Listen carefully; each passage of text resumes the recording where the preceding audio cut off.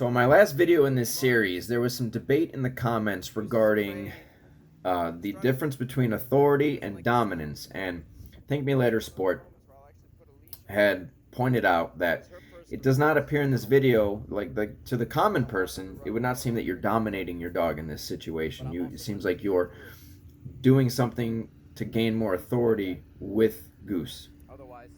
And now, these are the kinds of discussions that I want to promote, and that the fact that we even argue about this means that there's still a misconception about what dominance is and what it is not.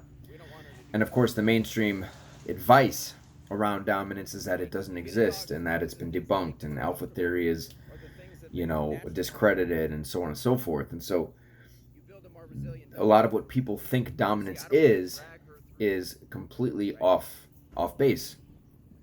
And so, as I had stated in my two videos regarding the individuals from World Pet Health, what they did to that bulldog was what people, I think, attribute dominance to be, and that is not at all what it really is. So, a person who may stumble on that video, again, there's a misunderstanding to what's really going on here. And so, given that this is a core theme of my channel and something that I'm trying to educate the public on, having this discussion to me is very important. So what, in this context, me leading Goose through something that makes her uncomfortable, what you saw in that video was not me dominating Goose, right? We already have a particular type of relationship. We've already created, there's a certain dynamic between me and Goose that has already been established. The dominating has already been done. So the roles have already been, they're already in place. I am playing an authoritative role, right? And so you can't have leadership and authority without the dominance. The dominance comes first. That the dominance is what leads, the dominating is what leads to the control, is what leads to the influence, is what leads to the authority. So the idea that you have to dominate your dog every day that's not true. If you do things correctly from the moment you meet the dog or take the dog home, take the dog into your world, you are beginning to build a relationship. So you have to be able to play the right role from the second you meet that dog. Everything is now, the relationship or the way you relate to the dog is now in motion. You're now moving forward, building some kind of relationship, whether you know it or not, with that dog. So when it comes to me and Grey Goose, I have already established the dominance. I have already dominated her in the right way, which now gives me authority, right? The definition of dominance is power and influence over others. I have communicated in the right way to Goose to be able to influence her in the correct way to gain power over her. Right? So when it comes to something that scares her, right, she's now acting in her fight or flight system's kicking in, and her first instinct is to just run away. That does not speak to a lack or a deficit in the relationship that we have. That's simply her natural animal instinct when something presents itself that scares her. She hears something in the environment that startles her or freaks her out, and her first inclination is to just run the other way. But it's my job, since I know that the thing that's scaring her is not something to be worried about. She does not know that. So it is my job to lead her through that. Right now, if she's correct in her assessment that this thing is in fact dangerous, and I would rather have a dog who's avoidant of things than a dog who runs towards danger. That's how we get into seriously dangerous territory when your dog runs towards danger. I would much rather have a dog who avoids danger. That's a much more healthy mindset. It's a much more natural mindset. But if I were to agree with Grey Goose's assessment that this particular thing does in fact present a level of danger, now I'm going to actually move with her away from that thing. We're going to go towards safety. I don't want to put her in harm's way. So it's not that leading her through that situation is going to gain more authority. What it is a demonstration in trust and communication. And I pointed this out in the comments. It's not like there's a lack of authority. It's I'm using the authority and the relationship I've already established with Goose to lead her through a situation. I'm the authority I have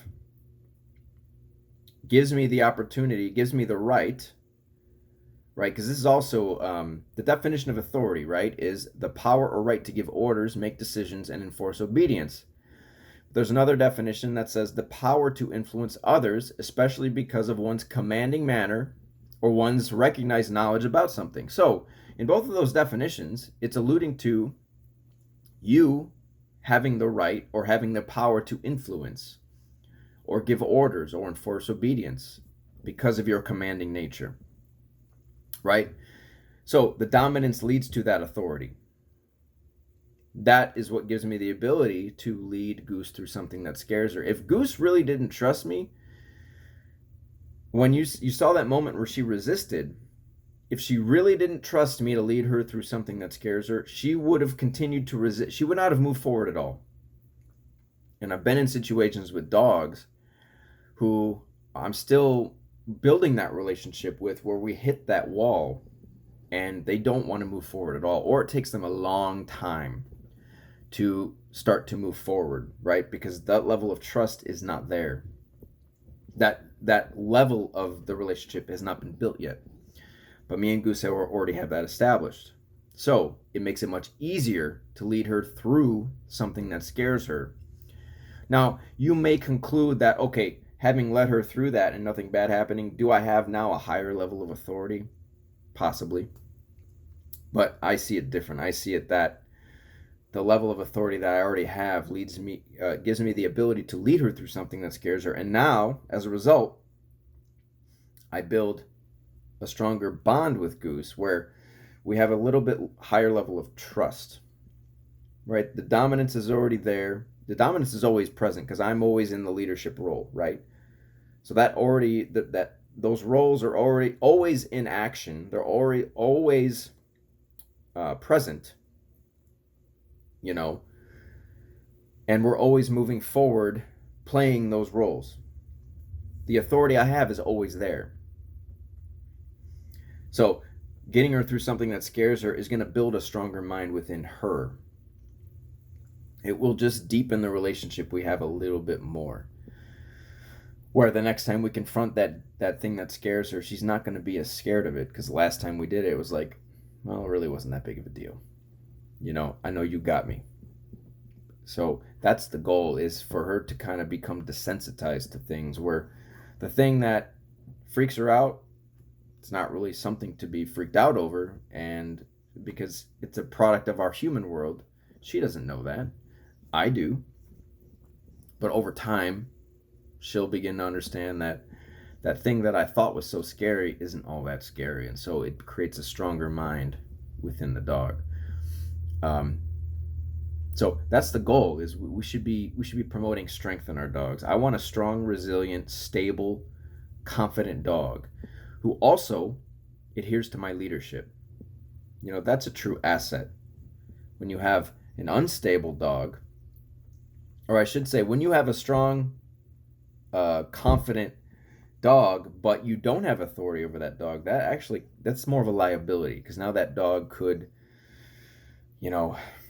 maybe it starts a fight with another dog, or it goes and attacks a person, or that's when we have major issues, where that strong, confident dog is acting on its own initiative, totally dismissing me as the authority figure, because I didn't dominate the dog to begin with. I didn't gain authority over that dog.